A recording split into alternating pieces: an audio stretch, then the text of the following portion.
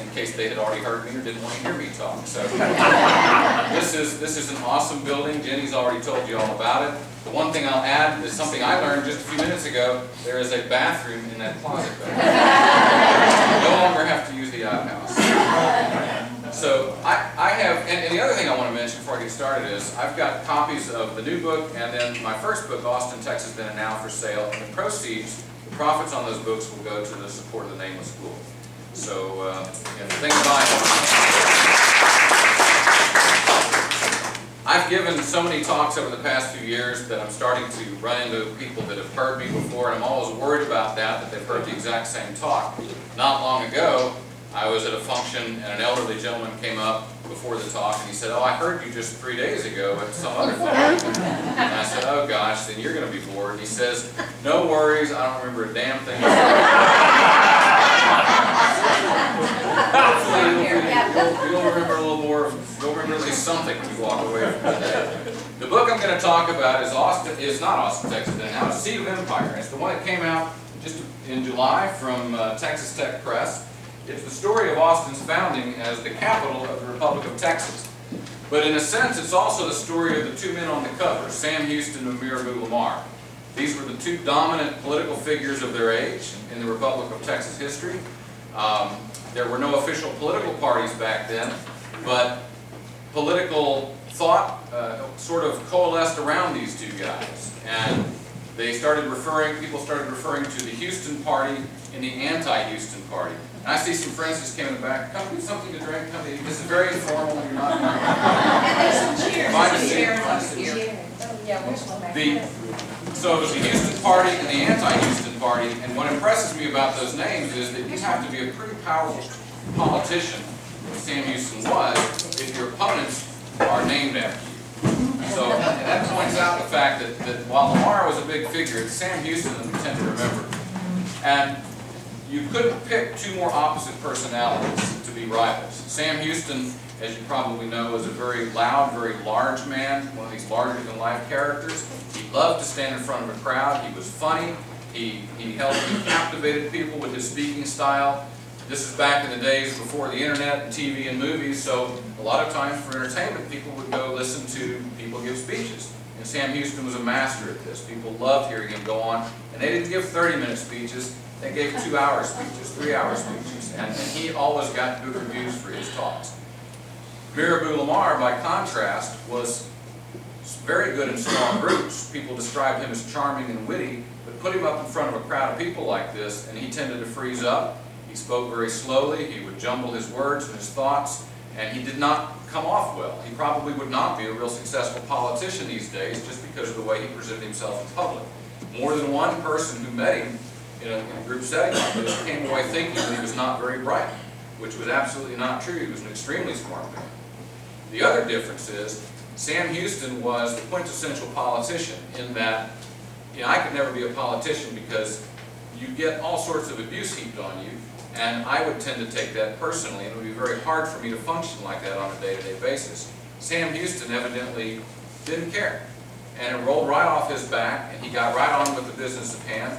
In the book, I refer to him as the Bill Clinton of that era, and it's true in that sense. Not that there's, not that everything's the same, but Bill Clinton always impressed me through all the things he went through when he was president, at being able to shrug it off and sit in front of a camera and smile and still maintain his calm demeanor, regardless of how he was feeling on the inside. Sam Houston could do that. Mirabeau Lamar could not. He was easily flustered. He tended to take things very personally, and in fact tended to accuse his political opponents of treason, where they were just political differences. So two totally different men. The story that really tells the difference between these two guys was Mirabeau Lamar's presidential inauguration. The way this went, Sam Houston was elected president in 1836. Mirabeau Lamar was his vice president. Lamar was elected president in 1838. Houston was not allowed to succeed himself. And in 1841, Sam Houston ran again and was president. So they occupied, 2, 3, 6, 8 years. It was one of those two guys. Sam Houston was inaugurated twice. Mirabeau Lamar once. What's interesting here is that Lamar is the only president who was inaugurated in the city that he despised for its name, that being Houston.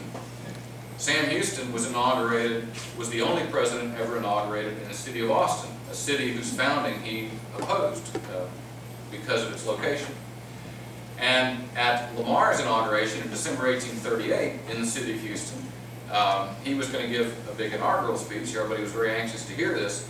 Sam Houston, as the outgoing president, was going to give an exaugural speech. And I had to look that word up. It is a real word. It's what you're giving when you're leaving an office. And Sam Houston showed up to this affair dressed in high fashion from the 1790s. He was wearing knee breeches. He had clothes that they wore back in those days. He had his hair pulled back into a ponytail that was powdered. He looked a lot like George Washington. More than one person commented on this. So already, even before he stood up to speak, he was the center of attention, as he always was at these gatherings. And Mirabeau Lamar, he was off in the corner studying his speech and probably very nervous about this. Well, he had to listen to Houston speak first. And Sam Houston got up to speak, and he just kept going. And he went on for about 2 hours, maybe 3 hours, not real sure, but a long time. And people were just enthralled, and he was interrupted multiple times with applause, and there were women swooning and kids cheering, the whole gamut. Meanwhile, poor Mirabeau Lamar is sitting over here sweating bullets, and when it came time for him to speak, he was so nervous that he grabbed the speech out of his pocket, shoved it into the hands of his private secretary, and said, "Here, you read it." And he left. And poor Algernon Thompson, for this was the guy's name, stood up in front of this crowd and in a flat monotone read this speech. By the time he finished, there was nothing but empty chairs in front of him. Everybody had drifted off to go drink. And, I think Sam Houston probably knew what he was about when he did this to poor Lamar. Between the time of independence in 1836 and the time of Austin's founding, the capital, the seat of government, moved multiple times. And one of the first tasks before the government, once independence was declared, was to figure out where they could meet. As you probably know, the Declaration of Independence was signed in Washington on the Brazos. Back then they referred to it only as Washington. I'm not sure when we added on the Brazos, but that's how we call it now. But very soon after that, the Alamo fell. By then the government had moved to San Felipe de Austin, and as Santa Anna's army marched eastward, government fled to Harrisburg, which is in what is now Houston, and they barely escaped from there on a boat down to Galveston Island. Then the Battle of San Jacinto happened. Independence was won. The government went back up to the battlefield, met briefly, went back to Galveston Island. There was really no city of Galveston in those days, so there was no place to meet, and they decided to move on to the city of Velasco, which was at the mouth of the Brazos River on the Gulf of Mexico. But there wasn't much there either. They didn't have enough oil to light their lamps, so they were having to meet outdoors. This is getting into about May, and it gets a little warm down there this time of year. I'm sure it wasn't too pleasant to be doing that. So they moved the government up to the city of Columbia, which is a few miles inland, also on the Brazos River, if I'm right. And well, once again, there were no facilities there. And the problem was, throughout Texas, there really weren't any cities with big buildings. So there was no great place to meet. They decided, this is about the time that Sam Houston became president, and the Congress decided to solicit bids from various towns, and the city that won the bid as a temporary site for government was the brand new city of Houston. The Allen brothers were in the process of trying to get this city built up on Buffalo Bayou, and they promised that they would have enough government buildings by the time that Congress showed up in the spring of 1837. Well, the promise was that government would stay there through the Congress that met in 1840. So they had 3 years, and then the government would decide again where they would go permanently. They did have some buildings built for them when Congress showed up, but they weren't quite finished. A guy named Thomas William Ward, who we're going to get back to, was in charge of construction of the Capitol. And when Congress showed up, the building was done, but the roof wasn't on it. They had several rainouts when they were trying to meet. And there was really no place for most people to live. Houston at that time was described as a city of tents. So a lot of these congressmen didn't even have as much as a shack that they could live in. They were living in tents or just sleeping out in the open. Houston, even in those days, was known more for its financial possibilities than its beauty. The streets were muddy. There were lots of mosquitoes. The water, the drinking water, came from Buffalo Bayou, which was kind of fetid and not particularly good. And pretty quickly, most of these guys did not really like sitting in the city of Houston. And I want to point out that, contrary to popular belief, Sam Houston had no particular love for his namesake city either. It's true that he wanted to keep government back east in the more settled portion of the country, but he had no particular interest in seeing it permanently in Houston. His main argument at that time was, it's darn sure ought to stay there through the end of 1840, like we said. A lot of Houston businessmen were spending a lot of money to build this infrastructure that was supposed to carry them through the next 3 years, and Sam Houston thought it very unfair to those men to leave early. Well, that's exactly what Congress started planning to do. And while Houston was president, they solicited bids once again. They actually sent out a search committee to look at some of these sites, and they passed a law stating that in 1838 they would move on to what was called Evelyn's League and build a capital there to be named the city of Austin. Evelyn's League was up where LaGrange is now, on the Colorado River. Well, Sam Houston vetoed that bill. And again, not because of a love of the city of Houston, but because he would have vetoed any bill that came along that was going to move things out of Houston before 1840. About that time, Mirabeau Lamar, who was vice president, is running for president, and he took a campaign trip out west.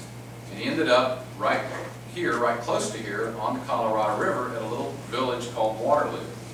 Waterloo was really nothing more than a collection of cabins. There were 4 or 5 families living down there, kind of near the Congress Avenue Bridge. And the town had been laid out by Edward Burleson and really wasn't even incorporated by the time that Lamar showed up in the fall of 1838. It was the farthest Anglo settlement up the Colorado River at that time. Well, he had a great time. He went hunting with Jacob Harrell, the guy he was staying with. He supposedly shot the biggest buffalo anybody had seen in what later became 8th in Congress, and then went to the top of this hill where the Capitol is. And as he was looking out over the landscape, Lamar, who wrote poetry in his spare time, told all these men that this, meaning this spot, should be the seat of future empire. So when he took office, he was looking to situate a new capital, and he wanted to push it as far west as he could. And the reason he wanted to do that was because he had dreams of pushing Texas all the way to the Pacific Ocean. The first step towards doing that was to reach out to New Mexico, to Santa Fe. There was a lucrative trade that passed between the Mexican city of Santa Fe and St. Louis. And a lot of people were making a ton of money on this. But it took, as you can imagine, weeks, if not months, for a wagon to be pulled all the way from Santa Fe to St. Louis and back. And then, once it was in St. Louis, the bigger markets were on the East Coast, and then you had to get them on rivers and float them eastward. So it was a very long trip to do this, and Lamar and a bunch of other people deluded themselves into thinking that Santa Fe was only about 400 miles from Austin, that it was not a difficult trip, that there was a well-marked road, that there were good watering holes along the way, and if there were any Indians, we'd be able to take care of them. So, and the other thing he believed, and he truly believed this, and all his supporters did too, was that the people of New Mexico were just chomping at the bit to become Texans. There had been several American merchantmen that had made that journey to Santa Fe, and they came over to Texas and they said, boy, everybody over there is just pro-America or pro-Texas all the way, and they can't wait to be rid of the Mexicans like you guys just became rid of, and they want to join you. And so Lamar believed this, and he thought it would not be too difficult to entice the people of Santa Fe to join Texas and divert their trade goods to Austin, where we would then load it on boats, float it down the Colorado River, another delusion. We thought the Colorado would be a major highway, basically a river highway. And then they'd load things onto boats and sail them around to the east coast of the United States and cut that trip about in half. And of course, the bargain here was that Texans would stand to make a lot of money. So when Lamar took office, this is what he was pushing. And Congress passed a law right away, right after he took office, to look yet again for another place to put the city of Austin. The search territory that was defined in the bill that was passed was between the Trinity River in the east, the Colorado River in the west, and above the old San Antonio Road, which roughly paralleled modern Highway 21. You can pick that highway up in Bastrop, and then followed east all the way through Bryan College Station and over to Crockett, Texas, in the eastern part of the state. So they were looking above that. There were 5 men on this search committee. Lamar met with them before they left and said, look wherever you want, but be sure and look at Waterloo, because I just got back from there, and boy, there's some, it's a great place. Well, the guys totally ignored the Trinity River. They went up and down the Brazos River, and then they went up and down the Colorado River. And of course, they looked at Waterloo. Then they had a vote. Which river shall we put the capital on? That was the first question they asked themselves. Well, 5 men on the commission, 2 of them were from the east, 2 from the west, and 1 guy from the middle. And the middle guy sided with the 2 westerners, and they picked the Colorado River, so then a 3-2 vote. Then they said, where on the Colorado shall we put it? And come on in, no big deal. Could you start over? Main attraction of the food here, so help yourself with that. And yeah, there's some chairs over here, guys.